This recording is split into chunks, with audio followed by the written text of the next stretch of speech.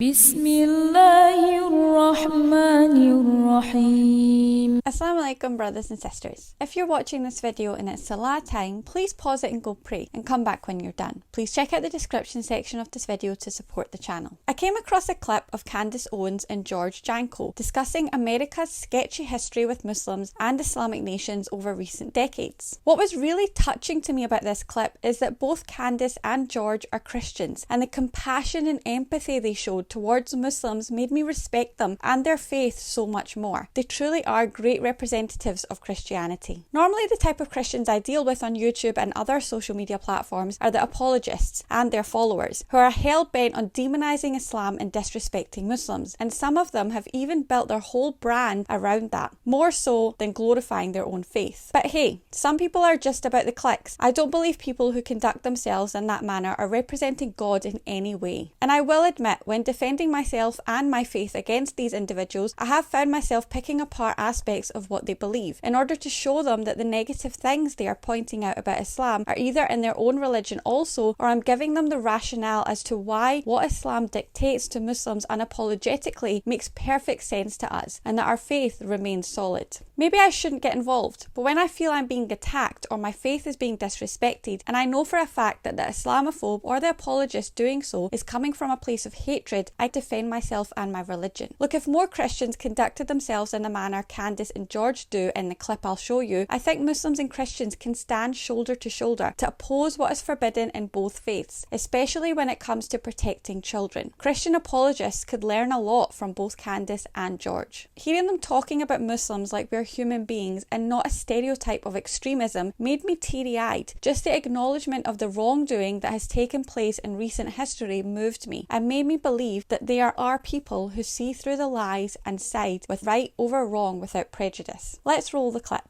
After 9/11, I think about it now, the propaganda to make me afraid of Muslims. I can't even imagine being a Muslim growing up after 9/11 in America, because I know how I felt about them. And I was young, I was 11 years old. But that beating every day in our heads, that every Muslim was a terrorist, was the idea that you got. I make jokes about it, but like, you don't understand. Like, I had to shave my face to go to the airports. My mom would make me shave my face. Yeah. Like, at school, like, I was so young. This is actually fun. I had a mustache in, like, the 4th grade, and my mom made me nair it. Because she was like, you got to, like, because it was really, really bad. Because whatever you're, like, the household would say, the kids have no filter. Mm-hmm. So they would just say whatever they wanted to me. But at a young age, I realized that I myself as a Middle Eastern was racist too. I was like, oh, it's not us, it's them. Mm. And so I would point my finger out of fear and be like, no, they did it. But then I went to, what country did I just go to? Sorry. Canada? I went to Saudi Arabia. And I don't think I've ever been to a country that was more hospitable to me. Mm. The love that I got, the respect that I got, I literally sat back and I hung myself out to dry on a podcast. I go, wow, I was brainwashed. I was so scared. I didn't bring her. Yeah, same. And so first I want to say, just like, to all Muslims growing up during that time in America, I am sorry on behalf of America. Yeah, I'm sorry for the way too. that you were treated. That it is so unacceptable. When I go back and I re-examine that propaganda, that brainwashing that took place in the classroom to make me scared of something I didn't even know what a Muslim was. I remember going to the airport and someone was a Hindu and I was scared of him. I'm like, oh my God, they're gonna make him take this off of his head, blah, blah. I thought that was a Muslim, right? Mm-hmm. There was no education about anything. And the reason for that, you know, he who controls the textbooks controls the entire country, in my view, right? It was because everything that we did responding to 9/11 should be assessed as whether or not they were crimes against humanity. We bombed 1 million Iraqi civilians. We killed 1 million Iraqi civilians. What were we doing in Iraq? The Saudis were on the plane. They just said there's weapons of mass destruction, and then they never found them. But in the process, they killed 1 million Iraqi civilians, right? And it made us think it's okay to just keep bombing Muslims. That was the purpose to me of that educational propaganda and brainwashing, is that we feel nothing for Muslims if they die. And that's so wrong. As a Christian, it bothers me. As a Christian, it bothers me that I allowed the school system to inform my perspectives to not care about human beings. Yeah. There was a That's so powerful. That I just want to take a second to say I absolutely agree with you. That is very powerful.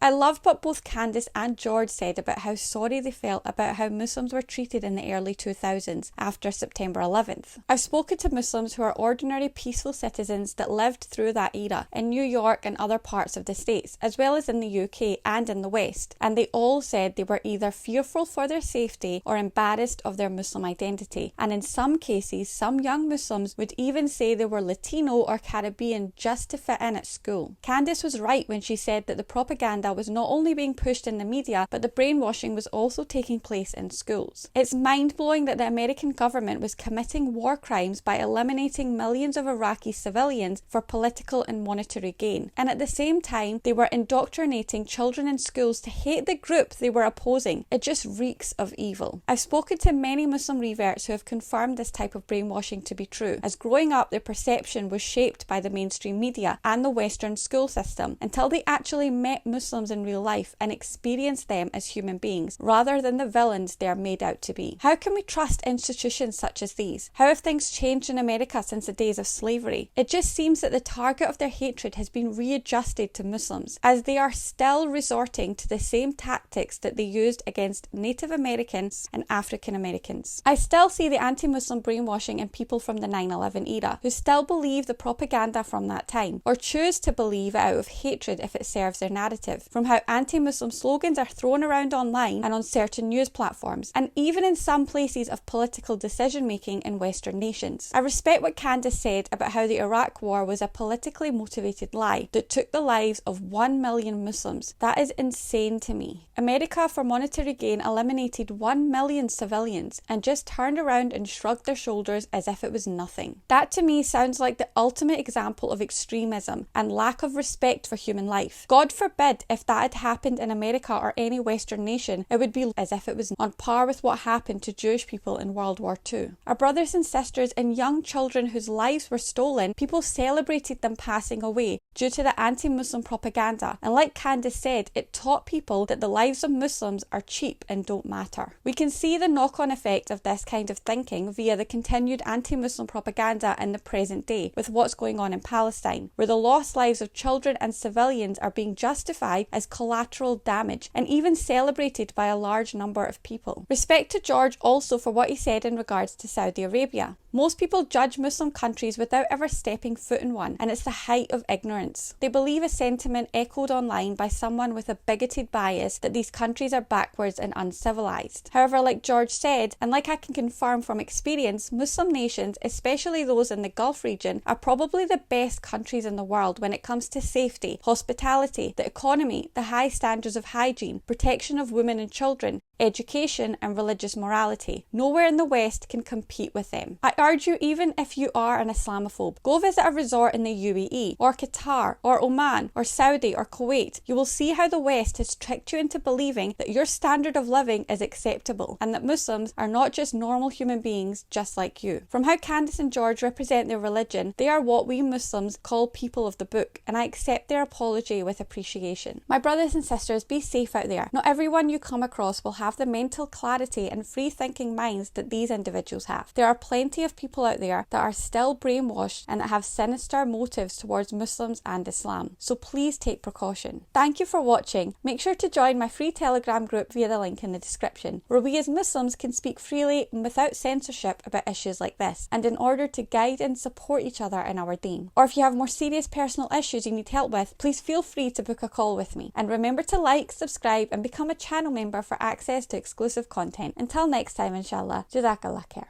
Allahu Akbar, Allahu Akbar, Allah